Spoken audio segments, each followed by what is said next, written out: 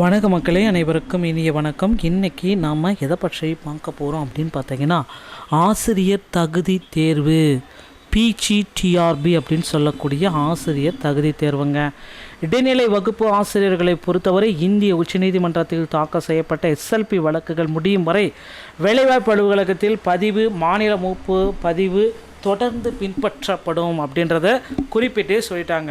அனைத்து நடுநிலை, உயர்நிலை, மேல்நிலை பள்ளிகளில் 6 முதல் 10ஆம் வகுப்பு வரை ஆசிரியர் வாரியத்தால் பணியமர்த்தப்பட்ட பட்டதாரி உதவியாளர்களை பொறுத்தவரை தேசிய கல்வி கவுன்சிலர்களால் வகுக்கப்பட்ட வழிகாட்டுதலின்படி எழுத்துத் தேர்வுகள், ஆசிரியர் தகுதி தேர்வு மற்றும் சான்றிதழ் சரிபார்ப்பு தேர்வு நடைபெறும்.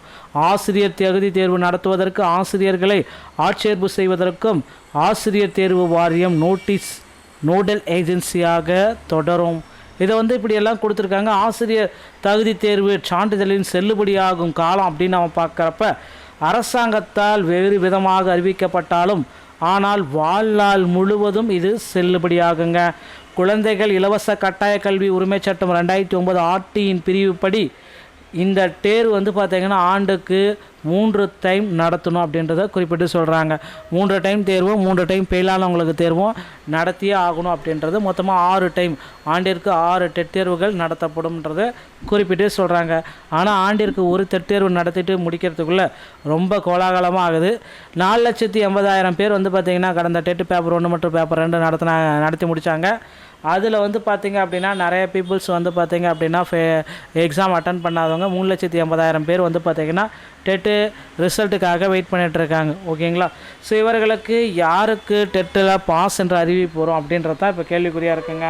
ஸோ தாள் 1ல் 50% கேள்விகளும், தாள் 2ல் 96% கேள்விகள் தவறு அப்படின்றத குறிப்பிட்டு சொல்லியிருக்காங்க. ஆனால் இந்த தவறெல்லாம் எதுவுமே கிடையாது அப்படின்ட்டு டிஆர்பியோடைய மிகப்பெரிய நிபுணர் குழு பார்த்திங்கன்னா சொல்ல போகிறாங்க. கண்டிப்பாக நிபுணர் குழு ஆராய்ச்சி செஞ்சிட்ருக்காங்க. ஒவ்வொரு வினாக்களுக்கும் விடைகள் ரைட்டான்னு செக் பண்ணிகிட்ருக்காங்க. நிச்சயமாக நிபுணர் குழுவுடைய இறுதிக்கட்ட விடைகளில் ஒரு சில சேஞ்சஸ் இருக்கும் அப்படின்னு நான் நினைக்கிறேன். ஸோ அப்படி சேஞ்சஸ் இருக்கிறப்ப நமக்கு பார்த்திங்க அப்படின்னா மதிப்பெண்களும் கொஞ்சம் மாறுபடுங்க. முதுகலை பட்டதாரி உடைய இதை போல் நமக்கு பார்த்திங்கன்னா ஆசிரியர் தகுதி தேர்வுடைய மதிப்பெண்களை குறைக்கணும் அப்படின்ட்டு கோரிக்கை வச்சுருக்காங்க.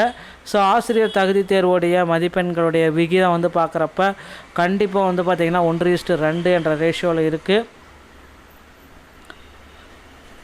ஸோ இதில் இந்த நம்மளுடைய ஆசிரியர் தகுதி தேர்வில் பார்த்திங்க அப்படின்னா இன்னொரு விஷயம் பார்த்திங்கன்னா நடக்கிறதுக்கு என்ன அந்த ஒரு விஷயம் நடக்குது அப்படின்னு பார்த்திங்கன்னா, மற்ற மாநிலங்களை போல் 75 மார்க் எடுத்தால் பாஸ் என்ற அறிவிப்பை கொண்டு வர போகிறாங்க.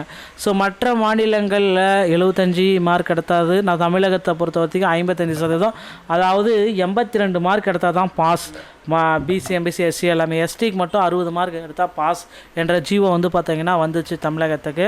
அதனால் எஸ்டி பார்த்திங்க அப்படின்னா இந்த டைம் இதில் காம்படேட்டிவ்குள்ளே இல்லை. அவங்க 60 மார்க் எடுத்தால் அவங்க பாஸ். ஆனால் பிசி, எம்பிசி, எஸ்சி இந்த மாதிரி கேட்டகரி வரப்போ கண்டிப்பாக 82 மார்க் எடுத்தால் தான் பாஸ் அப்படின்னு சொல்கிறாங்க. நிறைய வினாக்கள் தவறு அப்படின்றதுனால ஒரு 10 வினாக்கள் தவறாக இருந்தால் 72 மார்க் எடுத்தாலே பாஸ் என்ற மாதிரி ஒரு அறிவிப்பை கொடுக்க போகிறாங்க. பொறுத்து நம்ம பார்க்கலாம். ஸோ டிஆர்பியில் இந்த தகவல்கள் உங்களுக்கு ரொம்ப பயனுள்ளதாக இருக்கும் அப்படின்னு நினைக்கிறேன். ஸோ நீங்கள் இந்த நம்மளுடைய வீடியோ உங்களுக்கு பிடிச்சிருந்தால் நம்ம சேனலை சப்ஸ்கிரைப் அண்ட் பெல்லை கிளிக் பண்ணி வச்சுக்கோங்க. மீண்டும் ஒரு நல்ல தகவலோடு நான் உங்களை சந்திக்க போகிறேன். நன்றி, வணக்கம்.